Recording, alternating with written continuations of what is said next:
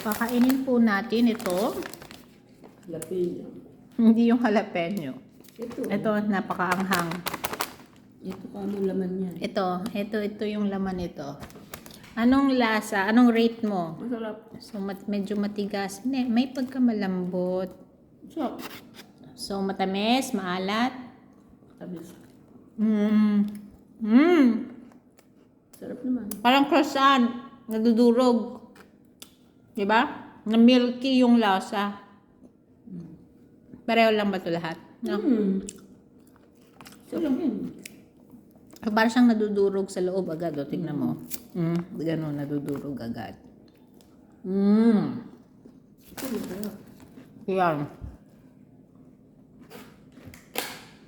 Inakit ko marami ng tumitingin eh. Duty free. Bye na.